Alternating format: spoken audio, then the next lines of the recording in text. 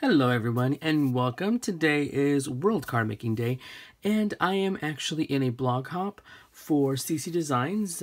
I am on their design team and they decided to do a blog hop and I've never done one for World Card Making Day, and every single time I always get too busy, I never get a chance. So I actually filmed a full process video. It's a little sped up but not so much. If you guys want to stick around and watch that, so you guys can see how I made the project that I made. But let me show you what I used first. Head on over to the blog, to my blog. I will leave my blog link here in the description, and make sure that you check at the top on the blog. There is actually a discount code for World Card Making Day, and it is 25% off your entire order, not including the brand new release. So it's 25% off your entire order. But the cool thing is also the sale section has tons of stamps and dies. Like I use this die. This is one of my favorite dies from CC Designs. It's the scalloped rectangles die, and this one is currently like $8 and change. Plus you get to use a 25% discount code. So go check that out. And the link, the code will be in my blog, so make sure you check out the blog post with the link down at the bottom. I used this scalloped rectangles die. I used the leaves from this Thanks stamp set. The focal point was this cute little deer and this sentiment that I'm quite fond of you from the Fond set. And I also used the treat bag die. I use this a little differently though to make it taller. Let me show you what I made so I can get to the actual tutorial. This is what I made, and here is the size of the treat bag. Actually, I have a sample one, or at least I thought I did. Had a sample one. Of course, something like this would happen while I'm recording.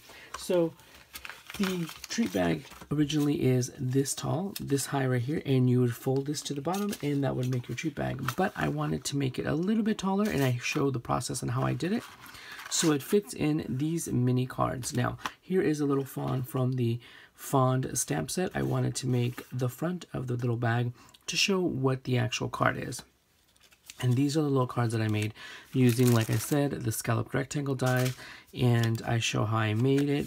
Stamped the little leaves from the Thanks stamp set, just for the little foliage, a little fall thing, just a little card to send somebody a hello. And this one has 5 little cards that I have for the set.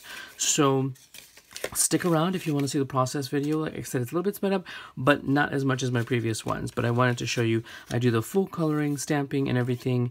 It's all in here. It'll be a little voiceover because when I craft, I actually listen to TV or radio or music, and yeah.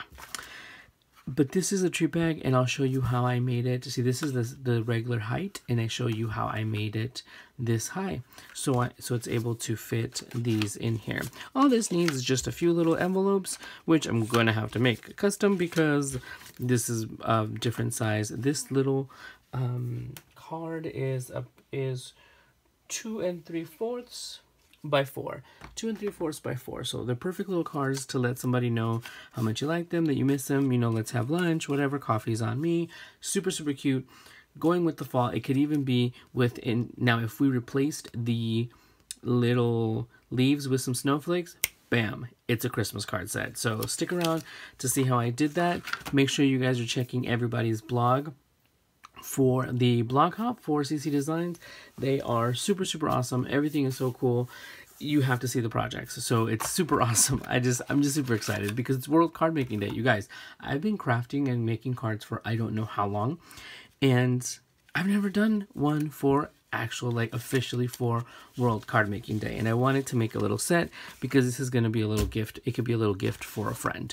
So go check it out. And also check out the sale. Like I said, there's several things on sale. This little stamp set is only $4. So like seriously, shut up. It's only $4. Like I'm like, oh my gosh, it's only $4. This one, like I said, this is on sale right now for like $8 and something. Hello.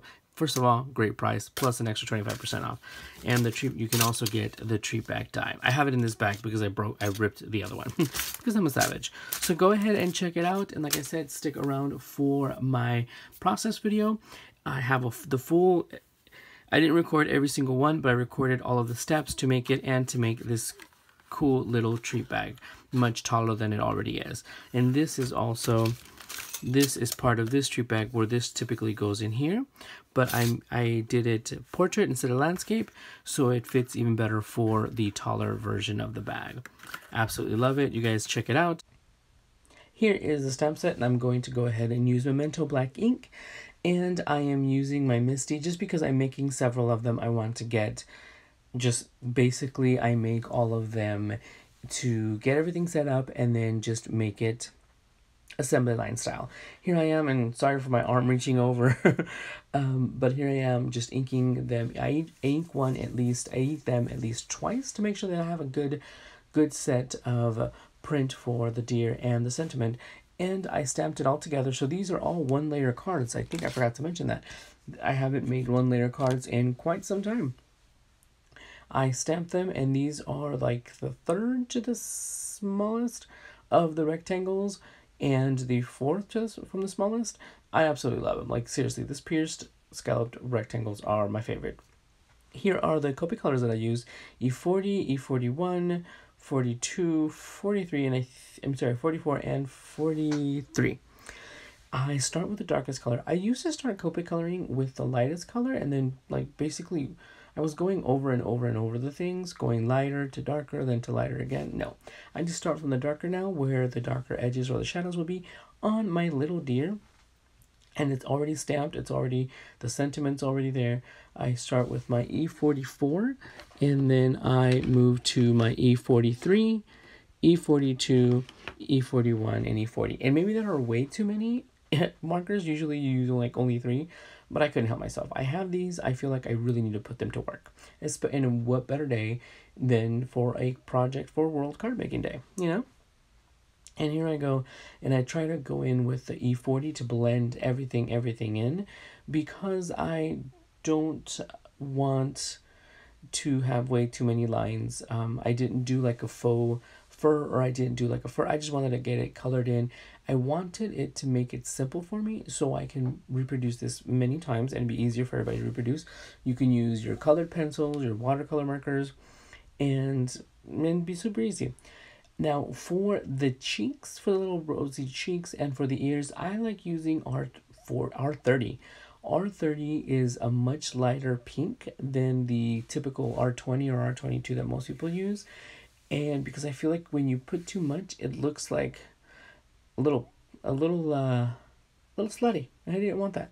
So I just use a little bit of the R30, and I do a little bit more shading and just blend it in. This is the first one, so I was trying to figure out my technique, figure out my process, because that makes it much easier when you do the rest of them, because you don't want to have to start from scratch. You want to have a plan going on to the next one. Now, if you see, I do use my 0 colorless blender Copic because I make boo-boos, and I just go around the edge and I clear it up with the colorless blender. Here I am down to a few of them already. I've already finished stamping and coloring in the deer. Now the next step, I didn't want to do the leaves before I colored in the deer in case I smudge the ink.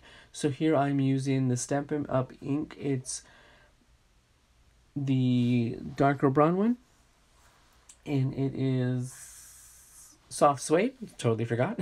Now what I do is I first start by stamping, and I just put both of the leaves on my little stamp block, on my acrylic block, because it's just easier. I just rotate them and then it fills in the space. Now this is basically what I did also for my white pumpkin card for the new release, for the release day, because I felt that little fall theme would be perfect. Now you can easily make these Christmas themed ones by replacing the leaves for some snowflakes, and maybe doing it in blue and having the base of the card be a blue cardstock. A blue cardstock instead of the craft one for this fall theme that I'm going for. And here you see I am actually stamping off for the second layer to give a lighter brown. I'm stamping off on this grid paper and then stamping around there. Now, these are way too many leaves. If you think about it, they are maybe, but I just felt that it was so much fun and I got carried away adding the little leaves. And doing the stamping off once, it gives it a little bit more of a more different layers. Now here I am just stamping on the actual card base, the card front, around the edges where you're not going to see most of this, most of the actual frame. You're just going to see, as you can see here, this is what it's going to look like. Now, I decided to go through and do several of them. I went ahead and just stamped several of them just because it would be super easy, and this is how I do it assembly line style when I make cards like this. Now these cards I can actually make tons of them now because I have the thought process of what I'm doing. It's much easier once you do it's easier the first time. I mean, come on, that's pretty much it. Plainly said, it's just easier the first time. And when you use the same color inks and the same things to keep it in the same tones, it kind of makes it easier. So that's my little tip right there. I like to be able to use it and easier. These are the ones for the outside, for the ink color, for the stamping on the front and on the base of the cards. The colors, it was all the same colors, so I did the same image and all the same colors. It makes it super easy. Here I am just trying to finish them off and get all of the bases done. Now, this one is the second part of the base of the card. What I do is actually stamp them and leave space in the center because that's going to be where you write a little sentiment. Now, I like to use heavyweight cardstock, which is like 110, 120 pound cardstock.